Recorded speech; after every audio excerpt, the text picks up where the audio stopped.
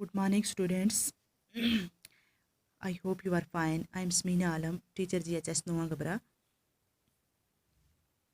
Dear students, class 9th Political Science, book third disaster management का chapter third natural disaster के बारे में हमने देखा कि डिज़ास्टर क्या होता है, हैज़र्ड्स इसके देखे, व्हाट इज़ डिज़ास्टर, और नेचुरल डिज़ास्टर क्या होता है, एंड मैन मेड मतलब एंथ्रोपोजेनिक डिज़ास्टर क्या होता है। तो आज हम देखेंगे natural disaster. The state of Jammu and Kashmir is prone to various natural disasters like earthquake, landslide, floods, snow, avalanches, and cloudburst, etc. These disasters are perceived to be as increased in terms of their magnitude, frequency, and economic impact. तो अगर हम बात करें Jammu and Kashmir जो state है, तो यहाँ पे बहुत बहुत सारे बहुत किस्म के ये क्या आते हैं, डिज़ास्टर्स आते हैं। तो जैसे अर्थक्वेक है, अच्छा क्या कहते हैं इसको, ये लैंडस्लाइड्स है, क्लाउड बरस्ट है। तो ऐसे बहुत सारे डिज़ास्टर्स हैं जम्मू एंड कश्मीर स्टेट के अंदर। तो आगे जो हम देखेंगे, ये लैंडस्लाइड्स भी है, स्नो एवालांचेस वगैरह होते हैं। तो ये सब क्या आते हैं, किस में आते हैं, नेचुरल इसमें जम्मू एंड कश्मीर के अंदर। तो आगे हम देखेंगे, हम क्या डिस्कस करेंगे, अर्थक्वेक। इसमें जो natural disaster earthquake, in earthquake is a sudden shaking of earth's surface due to release of energy in the earth in the earth's crust. The energy is released when two parts of the rock masses move suddenly in relation to each other along a fault. Earthquake is the most destructive natural hazard, and its occurrence is usually sudden with little or no warning. Earthquakes result into collapse of buildings, damage to infrastructure and environment, and loss of life. Electric short circuit and gas leak can create big fires and broken water pipes. Damaged water tanks, dams can lead to severe flooding, that leading to misery of the affected community. The impact and nature of earthquake is dependent on number of factors, including its magnitude, location, soil, and geological conditions of the particular area. तो Jammu and Kashmir के अंदर जैसे कि हमने discuss किया कि यहाँ पे बहुत सारे नेचर डिज़ास्टर आते हैं, जैसे साइक्लोन्स के बारे में हमने देखा, क्लाउड ब्रस्ट है, अर्थक्वेक है। तो सबसे पहले हमने अर्थक्वेक के बारे में डिस्कस किया। जो अर्थक्वेक होता है, sudden shaking of earth surface होता है, अचानक जब ज़मीन हिलना शुरू कर देती है। तो जो एनर्जी जो होती है, लीजिए when two parts of the rock mass suddenly at relation to each other among a fault, किसी फॉल्ट की वजह से एक दूसरे के साथ टच में आ जाती हैं। तो अर्थक्वेक जो होता है एक डिस्ट्रक्टिव नेचुरल हैज़ार्ड है। इससे बहुत किस्म की तबाही, ह्यूज किस्म की तबाही होती है। बिल्डिंग्स कोलैप्स होती हैं, डैमेज होता है इंफ्रास्ट्रक्चर को और एनवायरनमेंट, और लॉस ऑफ लाइफ होती है। तो इलेक्ट्रिक शॉर्ट सर्किट जो होता है या गैस लीकेज से बिग फायर मतलब ब्रोकन होता है, वाटर पाइप्स ब्रेक होते हैं, डैमेज होते हैं वाटर टैंक्स, डैम्स वगैरह। तो अगर हम अर्थक्वेक की बात करें, इसका इम्पैक्ट जो होता है, nature of earthquake dependent upon A number of factors, इससे बहुत सारे फैक्टर्स होते हैं, इंक्लूडिंग इसका मैग्नीट्यूड, लोकेशन कहाँ पे है, सॉइल और जियोलॉजिकल कंडीशन वहाँ की कैसी है, ऑफ एन पर्टिकुलर जहाँ पे अर्थक्वेक हुआ है। तो हम अगर सिस्मिक अर्थक्वेक जोन्स के बारे में बात करें, तो earthquake zoning map divides India into 4 seismic zones, zone second, third, fourth and five. As पर दिस क्लासिफिकेशन, इस क्लासिफिकेशन के according the state of Jammu and Kashmir falls in seismic zone 4 and 5। जो हमारा जम्मू एंड कश्मीर है 4 और 5 सिस्मिक जोन के अंदर पड़ता है।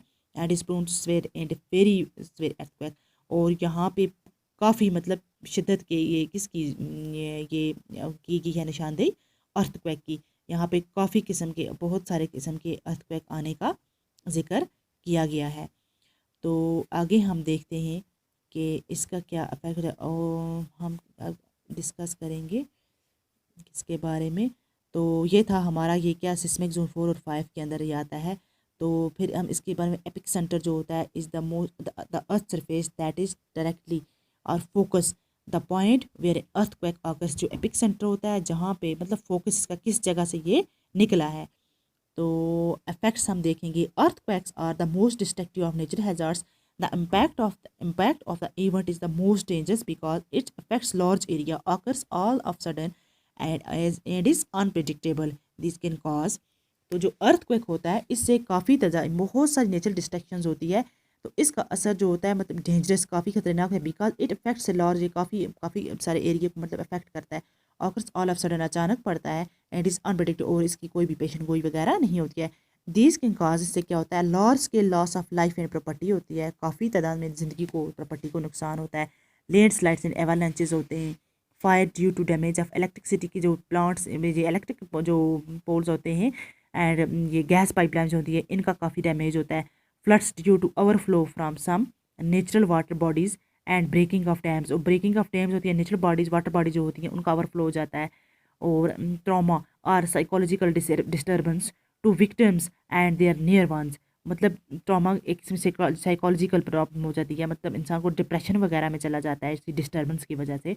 और destruction of essential services such as, और ये जो एसेंशियल सर्विसेज की हो जाती है क्या, ये ना मतलब एसेंशियल जो सर्विसेज होती हैं बिल्कुल, मतलब इनकी डिस्ट्रक्शन तबाही हो जाती है, जैसा कि सच एज वाटर सप्लाई की, अच्छा ये इलेक्ट्रिक सिस्टम की, कम्युनिकेशंस की, पावर और ट्रांसपोर्ट की, इनमें हो जाती है ना डिस्टर्बेंस।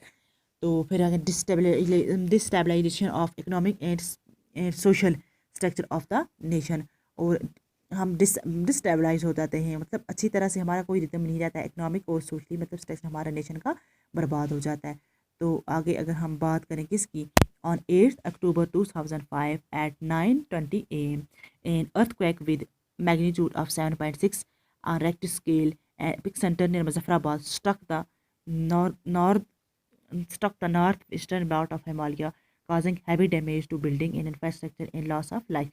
अगर हम 8 अक्टूबर 2005 के ज़लज़ले की बात करें जो 9:20 पर हुआ, जिसका मैग्नीट्यूड क्या था, 7.6 था रिक्टर स्केल पर, और मुजफ्फराबाद में इसका सेंटर था। It caused huge damage and infrastructure to like damaged buildings and loss of life. It was one of the deadliest earthquake in the history of Indian subcontinents in terms of loss of life and property. अगर हम बात करें इसकी, जो एक बहुत ही तबाहकुन ज़लज़ला था। The earthquake devastated about 40,000 kilometers in about parts of the Jammu and Kashmir, northern Pakistan, and killed more than 80,000 people and injured about 1 lakh. The earthquake affected more than 5 lakh families, about 3.5 million people got dislodged, including about 1.6 million children. Besides, more than 3,100 schools got damaged. 2 lakh children got killed and about 2 lakh injured in Pakistan and its administrative part of Jammu and Kashmir. In addition, approximately 250,000 farm animals died due to collapse of stone bands.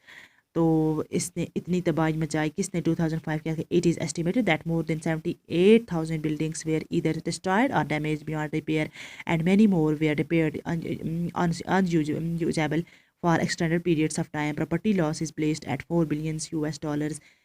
3 lakh people, 3 lakh got unemployed in the aftermath.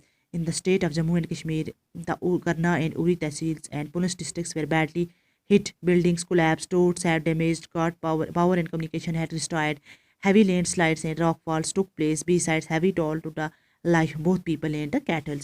तो अगर हम इसकी तबाही की बात करें, काफ़ी नुकसान हुआ, बहुत एनिमल्स को भी, और लॉस ऑफ लाइफ भी हुआ, प्रॉपर्टी के, स्कूल्स, काफ़ी सारा डैमेज हुआ 2005 के अर्थक्वेक से. तो इंशाल्लाह I hope everybody has got it. Thanks. अल्लाह हाफिज़. अल्लाह हाफिज़. Take care.